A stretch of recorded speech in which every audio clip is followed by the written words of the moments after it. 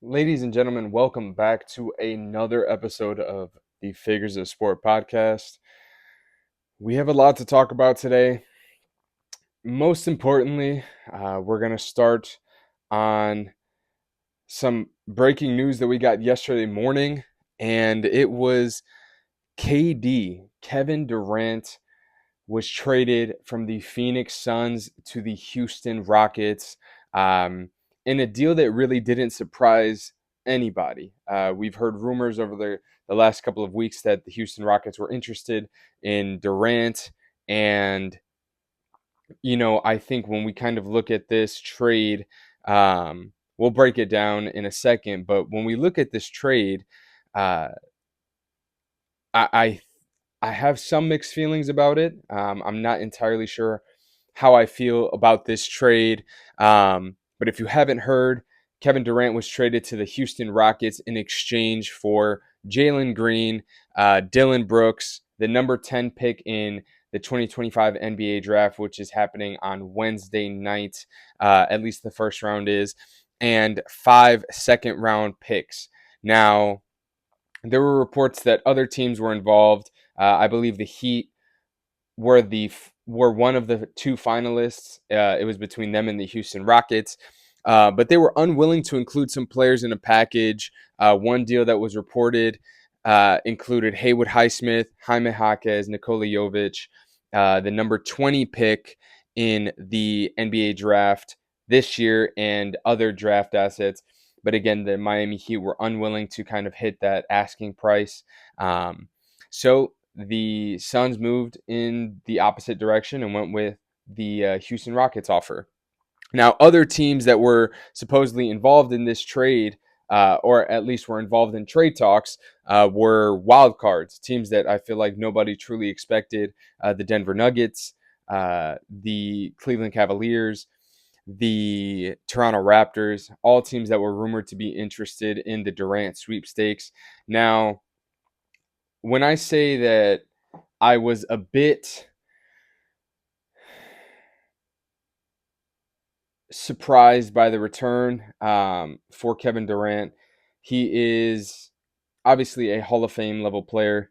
He's going to be a first ballot Hall of Famer once his career comes to an end. But I think when I look at the return, the number one thing that stands out to me is Jalen Green, right? I think you have a player in Devin Booker, as well as Bradley Beal, that play a very similar style of basketball. Offensive minded guard, can get their shot off, but obviously Jalen Green is a lot younger. But the roster construction for this team just doesn't seem to work. Now, there has been rumors that Jalen Green may be rerouted in a separate deal, potentially one prior to Wednesday, the NBA draft. Now, I don't know if the Phoenix Suns are going to try to force a trade, get him out of there to acquire more draft capital, or other pieces to their roster. But one of the big things for me is, again, roster construction. Obviously, we've seen that Bradley Beal is unwilling to waive his no trade clause, and it's going to be either one of two things. Either he is, they persuade him to waive that no trade clause and figure out a deal, maybe where they'll have to take on uh, a large expiring contract, or take on other assets they may not be willing to in order to move off of his contract.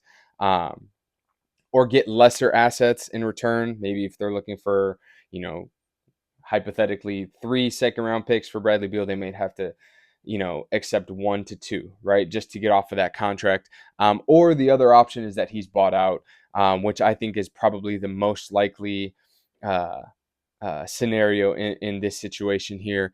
But again, a bit confused. Obviously the Phoenix Suns lack size, right? Productive size.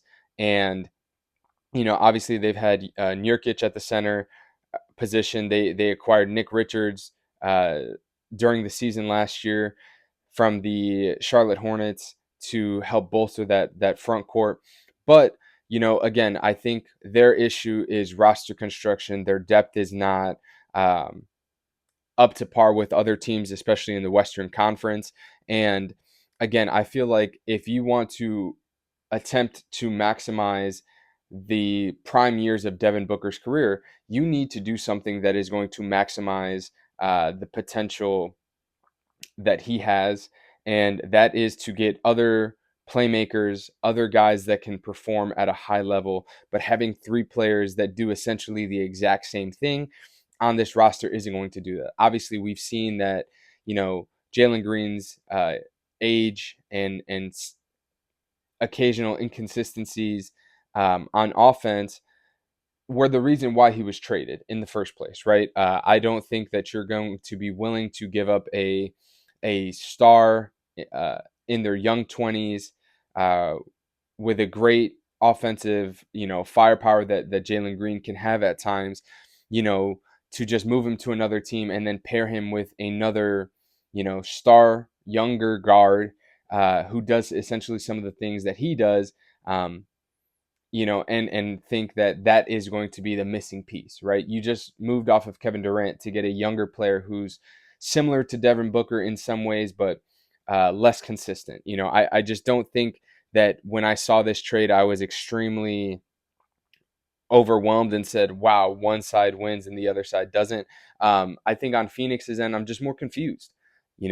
Again, I think this makes a lot more sense if they have something in the works to reroute him to obtain other assets, whether that's draft capital or other potential rotation players. But again, I think the biggest thing here is being able to move off of Bradley Beal's contract and go from that to developing a well put together roster. Because obviously, we saw over the last couple of seasons that this roster is not built to win a championship. You know, I don't know what teams may be in the sweepstakes for a Bradley Beal trade. I think it's more likely, again, that he is bought out of that contract and he is free to sign with whatever team he wants. I just think that's the most likely scenario. Uh, it it honestly, comparing it to football, kind of reminds me to the Derek Carr situation from a couple of years ago, where the Raiders were trying to trade him, but he decided to kind of get out of that contract, be released, and then ended up signing with the New Orleans Saints.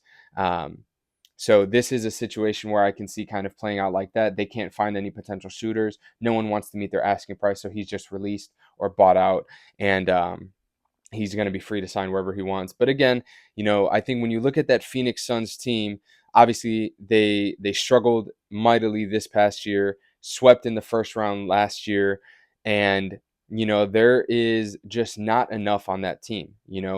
I think a couple of years ago, they kind of decimated their roster when they initially traded for Kevin Durant. You traded multiple first round picks, Mikal Bridges, Cam Johnson, Jay Crowder, I believe, was part of that deal as well.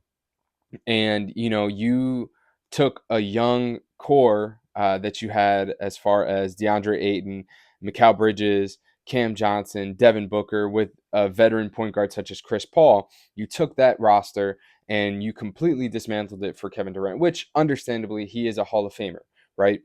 I understand that, especially coming off of the fact that the Suns almost won a championship, went up 2-0 in that final series, and then lost four straight to the Milwaukee Bucks a few years ago. They were trying to capitalize on a championship window. The only issue was by kind of decimating all of the assets you had available to you, you are now in um, limbo, right? There's no real place for you to go at this point with the roster you have and the money you have tied into this roster.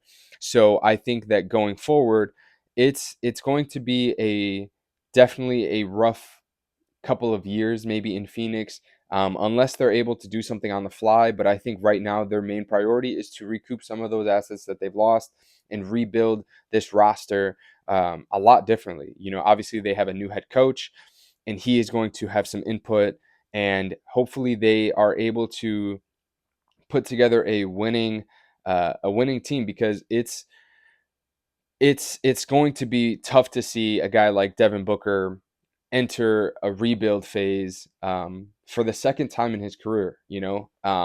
Obviously his first few years in Phoenix were tough, not winning many games, but once they were able to develop that young core a little bit, acquire Chris Paul, things took a turn for the better, and they were able to have some success for a couple of seasons. But again, now with Kevin Durant being off this roster, that's money that you aren't tied to anymore with him.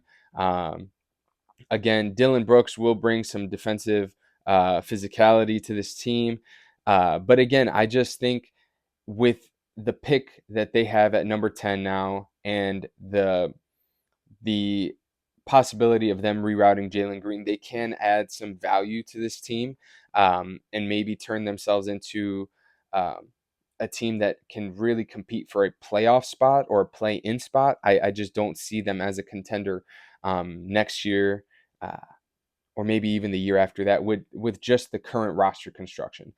So it's going to be very difficult to kind of see this Phoenix Suns team um, maneuver this situation. So we'll make sure that we keep an eye on that and make sure that we will let you guys know what happens with this Phoenix Suns team as we near the 2026 NBA season. Now,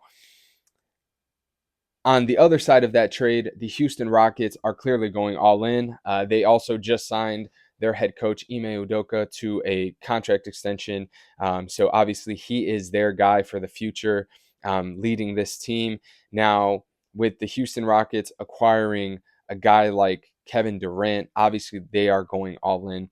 They were the number 2 seed last season, and they fell short, but uh, they played a tough, Golden State Warriors team, a team that people thought if they were fully healthy would be able to make a run in the playoffs, and they lost Steph Curry in that second round, and they were ultimately knocked out of that second round. But the Houston Rockets, again, are a team that has a great young core. In this trade, you were able to keep pieces like Tari Eason, Jabari Smith, uh, one of the Thompson twins, and you have a lot of that young core still intact. So I genuinely believe that adding a piece like Kevin Durant is going to help excel this team. Propel them into that next level that they need. Obviously, he's going to come in, and Jalen Green was like their main guy, right? Offensively, outside of Sengun. Uh, but now you have a veteran, a guy who can get to his spots, create for himself, create for others, and really just understand what it takes to win a championship now. So this is going to be Kevin Durant's, I believe, his fourth team or fifth team of his career now, after playing for the Oklahoma City Thunder, the Golden State Warriors, the Brooklyn Nets, the Phoenix Suns, and now the Houston Rockets. So, but I think with the addition of Kevin Durant, it is going to, like I said, help propel this team. Jalen Green was, if I'm not mistaken, their leading scorer for the Houston Rockets. Now Kevin Durant is going to come into that role, provide you with efficiency and high volume scoring, and just the understanding, like I said, of what it takes to win. And there's not going to be many games where Kevin Durant disappears. And I feel like that was the number one issue with Jalen Green. But that is something that happens with young players at times. You are there's a lot of pressure. You're under the bright lights in the playoffs. There's high expectations to perform, to bring a championship to the city. And, I think sometimes some players, um, it takes time for them to build to that level, right? So with this trade, I think that the Houston Rockets are clearly going all in. They want to put the time uh, to build this roster organically, but they wanted something to kind of help accelerate that a little bit, and the addition of Kevin Durant will absolutely do so. So it's going to be exciting to see what the Houston Rockets can do next season. For all my bettors out there, they went from 18 to 1 odds to plus 850, I believe. Now, I think it's going to be a tough Western Conference. You still have teams like the Denver Nuggets, the Minnesota Timberwolves, obviously the Oklahoma City Thunder. But this young Rockets team, with the addition of Kevin Durant, is going to be fun to watch. And funny side note, the Houston Rockets have now traded for all three members of Oklahoma City's former Big Three from some years ago. So it's kind of funny to see, but everything kind of comes full circle. But again, we will keep an eye out on this Houston Rockets team going forward and see uh, what they do and what their plans are to help, maybe add some things to this team to push them into that next level, into contention. So, but going forward, obviously, this is what you all are here for, the meat and potatoes of this episode, NBA Game 7 of the NBA Finals. And what a game. I selfishly, I'm very upset because of what happened in the first 8 minutes of the game. Tyrese Haliburton was injured. Obviously, he came into Game 7 with a right calf strain. Um, he said prior to the game that he was in a little bit of pain, but they were doing around the clock treatment, making sure that he was okay. But ultimately, Tyrese Haliburton wasn't going to sit this game out. And I think that you love to see that competitiveness in a player, in a young player. The NBA Finals is something that you are never guaranteed to return to, right? And on top of that, it's a Game 7 of the NBA Finals. It's a winner go home situation. And for Tyrese Haliburton to go out there and within the first 8 minutes of the game, he hit three threes, had a quick 9 points.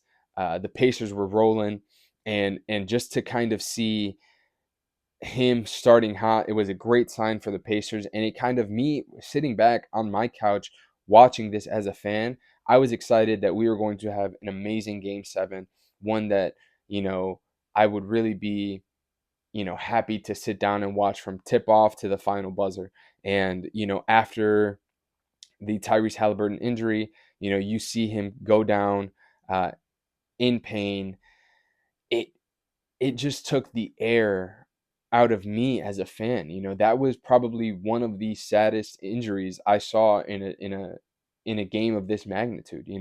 Obviously years ago, when the Golden State Warriors played the Toronto Raptors in the NBA Finals, we saw Kevin Durant get hurt with an Achilles tear, and Klay Thompson goes down as well. But just seeing this as a fan, it felt very unfair. And I know that sometimes sports competition isn't fair, but watching this game after that injury, just it genuinely made me just upset, a bit sad. Like I said, I think the way that game was going to go with a healthy Tyrese Haliburton and the way he started things off, it would have been so much different. And again, I just feel that it was it took the air out of the room, and it took the air out of the Pacers organization. It's a gut punch, seeing your star point guard go down like that. And, I think the image of him on the floor, pounding the ground, knowing that he seriously injured himself, um, it was hard to watch, and on the broadcast they showed it over and over and over and over and over again, and it was frustrating. I think as I sat there and watched the same replay 30 times, it just made me feel even worse, and it upset me because I think we were robbed of a fantastic Game 7, just due to injury. And obviously people are going to have the questions now: should we shorten the game, should we shorten the season because of the wear and tear on the bodies? And I'm not going to get into that right now in this episode. Right now I just want to talk about the finals, but that's a conversation to be had later. But again, I just think as a fan, when I watched this game and I watched that injury, I felt deprived of an incredible Game 7. um, but we'll talk about his injury, the impact on the Pacers in a little bit. But, moving forward, obviously, uh, the Thunder won this game. largely in part as something that I've mentioned many, many times in the last couple of episodes, but the Pacers turnovers. The Pacers once again had over 20 turnovers, but that third quarter was where things kind of really took a turn for the worse. The Pacers were up at halftime, 48-47, really competing in this game, helping each other, playing a good brand of basketball. TJ McConnell um, did a good job coming off the bench, being inserted into those starter minutes and performing at a high level, running the offense. Pascal Siakam doing his thing. Guys all around just doing their part at a higher level, competing for Tyrese Haliburton. But in the second half, the third quarter opens, and it's the Thunder just flipped the switch. They outscored Indiana 34-20 in that third quarter. The Pacers had 8 turnovers in that quarter alone. Um, Again, it was a 1-point lead at halftime for the Pacers, and then next thing you know, after the third quarter, you're down 13, and in the fourth quarter, that lead at 1 point ballooned up to over 20 points, and the Pacers attempted to chip away at the lead, getting it down to 12, getting it down to 10, to it goes back up to 14, to 16, back to 12. It was just the Pacers tried to make a run, and chip away at this lead, but the Thunder just pulled away, and that was led behind SGA's magnificent performance. I mean, 29 points, 12 assists, 5 rebounds, a good all-around performance for the Finals MVP, and the Oklahoma City Thunder were able to capture their first title, as the Oklahoma City Thunder. And again, it was a great game. I just, as I sat there and watched it, I just felt very deprived of what could have been. And we're not going to talk about what ifs, but because things happen in sports, and we can't control them. But again, I just felt very upset, very very deprived, and just ultimately sad. Tyrese Haliburton went on an incredible run this postseason. The Indiana Pacers went on an incredible run. Now things may change for this Pacers organization. Now the outlook of what can be next season now has changed. Obviously, losing a game 7 is one thing, but losing game 7 and your star point guard for at least next season is going to be a difficult battle, right? Obviously, it hasn't been 100% confirmed that it was an Achilles tear, but during the game, uh, the Pacers said that it wasn't a lower right leg injury. His father came out during the broadcast, told one of the reporters that it was an Achilles injury. So you can only assume that it is an Achilles tear, which would put him out for most, if not all, of next season. And again, I think that the impact that it's going to have on the Pacers organization is not just going to be, well, what is the outlook for next season? It's going to be, how do you handle free agency this season? Obviously, a guy like Miles Turner, he's up for free agency this year. Do the Pacers let him walk? Is he going to resign there? Are they going to try to facilitate a trade to try to maybe rebuild this roster with a similar point guard, whether it's through free agency or through a trade? I've heard other people talk about potential candidates. Maybe a Lonzo Ball from the Chicago Bulls could be a good fit, being that he can run an offense and do similar things to Tyrese Haliburton, and really kind of just maybe play that point guard role for next season, and then shift maybe to a backup when Haliburton is able to return. But again, I think the number one priority for the Pacers is to figure out what their plan is going forward. And again, I don't know exactly what they should do. I just think that things are going to change. I could potentially see them letting Miles Turner walk, being that he's going to command a very pricey deal after some of the uh, lackluster performances in the finals, but I think he's still going to command a hefty price tag this offseason as a free agent, and will have many suitors. And it's just going to be kind of a, a different outlook for this Pacers organization next year. Very similar to the Bucks when they realized that they lost Damian Lillard to an Achilles tear in that first round against the Pacers. They now have a different outlook and know that next year competing for a championship is very likely out of the question. Same thing with the Boston Celtics as they lost Jason Tatum to an Achilles tear. Competing for a championship is very likely out of the question. And now this Pacers team, obviously they're built on guys that are gritty and guys that really needed a second chance. Obviously, Aaron Nesmith was doubted early in his career, came to Indiana and performed at a high level in his role. Obi Toppin, Andrew Nemhard, guys like that, TJ McConnell. So I think for this Pacers team, it is going to be a very different outlook this year.